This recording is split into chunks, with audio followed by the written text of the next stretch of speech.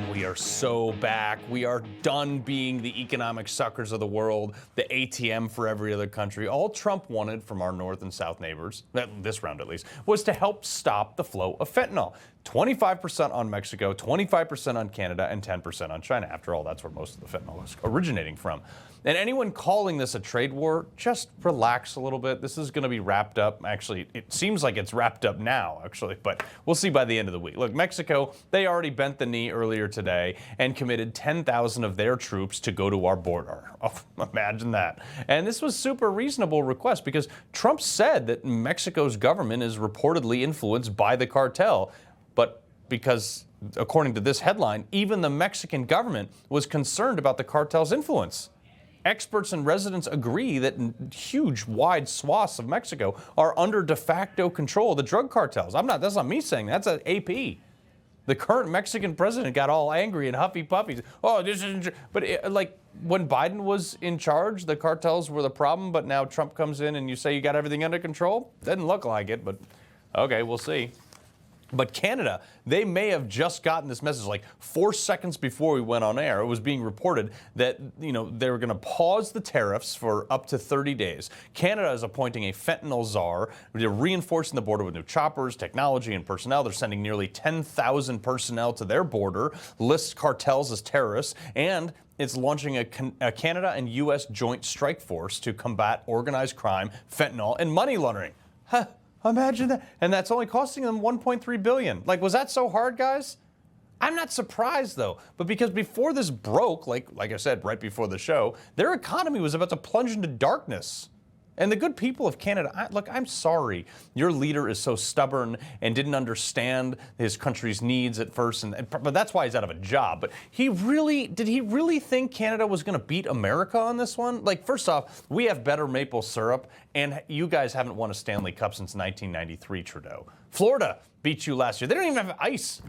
You literally have a maple leaf on your flag. And half the year, your entire country is covered in ice. Couple more weeks, guys, and you'll either become the 51st state or Paul Vier. Probably going to work this out for you guys. I actually like him a lot. Trudeau came out and told Canadians before all this happened not to vacation in America anymore. It might mean opting for Canadian rye over Kentucky bourbon or foregoing Florida orange juice altogether. It might mean changing your summer vacation plans to stay here in Canada and explore the many national and provincial parks, historical sites, and tourist destinations our great country has to offer. Good luck, dude. 85% of your country lives within 100 miles of the U.S. border. That's like the length of Rhode Island, okay, our smallest state. Canadians take 20 million trips to America every year, and you only have 41 million people in your country. You got nowhere else to go, Justin. No wonder you caved this afternoon. Even the guy who founded the #2 company in Canada was being critical of Trudeau after trying to clap back at the tariffs. Trudeau just crashed their dollar to its lowest value since 2003. This is why they had no choice. They don't have the GDP to absorb these types of tariffs. Canada's total GDP was like a little bit over $2 trillion last year. America's is $28 trillion. Canada needs access to our markets more than we need access to theirs. Otherwise, their economy collapses. As much as 33%, 1/3 of Canada's economy relies on exporting to the US of A, baby. We only export like 1% of our economy to Canada, which, by the way, they already tariff a lot of our own products too. Dairy products, they have sometimes as high as a 300% tariff on those. They got a 100% tariff on fish and tobacco coming from America, 20% on lumber, 20 to 50% on steel. So if Trudeau had wanted to go toe-to-toe, by all means, man, you guys would have had a fun week. At least we would have watched.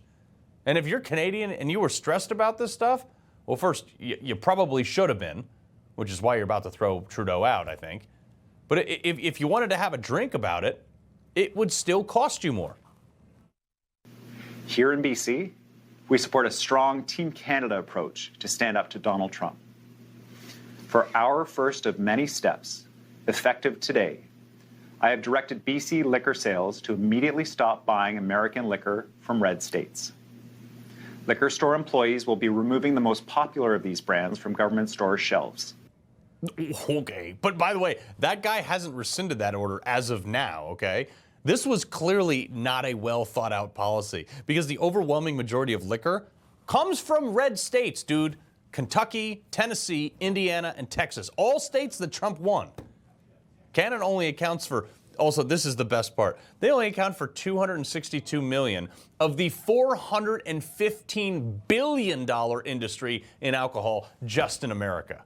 I don't know how many times I can say this to Justin and whoever that PM was up in British Columbia.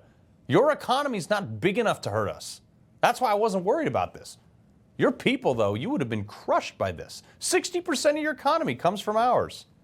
And it's a very delicate balance for Canada's massive social programs, by the way. That's what they spend all their money on. They got this huge welfare state. They got nationalized health care. That's why it takes 9 years to go see a doctor about something that should take 30 seconds. All kinds of government giveaways. They tax their citizens at a rate significantly higher than us.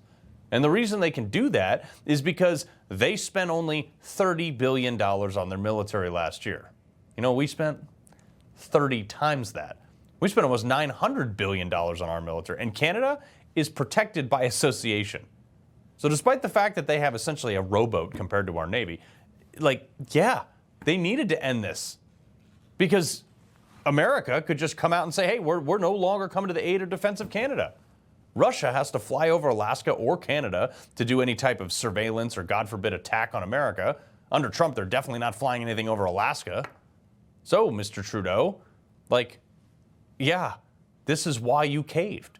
I guarantee you that was part of the discussion today on that phone call. The global perception of America having your back allows Canada, allows you guys to spend ridiculous, insane amounts of money on all these weird social programs. You wanted to end that? Nah, he didn't. That's why he buckled. We subsidize you by protecting you. So, what are you going to do? Exactly what happened today. Just like Panama. Because over the weekend, Marco Rubio, the new Secretary of State, went down there and basically told them, hey, either stop cooperating with China or we're taking the Panama Canal back. And because we're America, they don't have any other option. They can't say no. Because I'm assuming that Marco Rubio also told him that he's just going to park an aircraft carrier in front of the entrance and you'll have zero use of your canal aside from our ships. And what happened? Whoa, look at that. Panama just withdrew from the Chinese Belt and Road Initiative, essentially curbing all the Chinese influence that Trump was worried about in the first place. Hey, was that so hard, guys? Did you have to go try to hurt your economy for that? No. Look, everything Trump is doing is working. It's been like 2 weeks. But here's the next thing that the liberal media is telling you right now, actually. Even while the dollar is strengthening through all these processes, the Fed is already starting to blame Trump's trade practices on tariffs. Don't buy this. This is such garbage. The Fed printed $8 trillion over the last 4 years. That's why there was massive inflation. That's why eggs cost $10 a dozen. And if you're not clear on how that works, think about this. Folks, look, if you were to go into your bank account and just add a zero to the end of your balance, you would go to jail for criminal fraud, right? Yeah, anybody would think that that's bad. But when the Fed does it, it's totally legal, and they just call it monetary policy. And then it devalues the dollar. The dollar you had in your bank account 4 years ago is worth 80 cents now. Actually less, 78. That's what the deep state is trying to say, that this is all Trump's fault, which I find hilarious because for the last 4 years, by the way, we were told there was no deep state. And now they're openly admitting it. Bill Kristol, this guy, the deep state is far preferable to Trump. Yeah, I mean, come on. Which one is it? Look, we have a diametrically different administration, thank God. It's literally rewriting the global rules on fiscal, monetary, trade, economic policies, everything. There's going to be a little bit of volatility, folks. And like you saw, what was this Canadian thing? 2 days? Mexico thing was a day. Panama was 9 hours. Give it some time. Relax a little bit. The markets were down maybe 2% today for equities. It's not the end of the world, and it's going to come back, or most of it already has, if you follow the crypto markets. Mexico caved, Canada caved, Panama caved. Don't be sensationalized by the headlines like this one, that Trump is plunging us into some economic disaster and a trade war. I don't know how many more leaders have to fight this before they understand that America's done playing around. He loves the Constitution. He fights for what's right. He hates the bad guys. He's a freedom warrior. He's your freedom warrior. Watch Carl Higbie every weekday on Newsmax.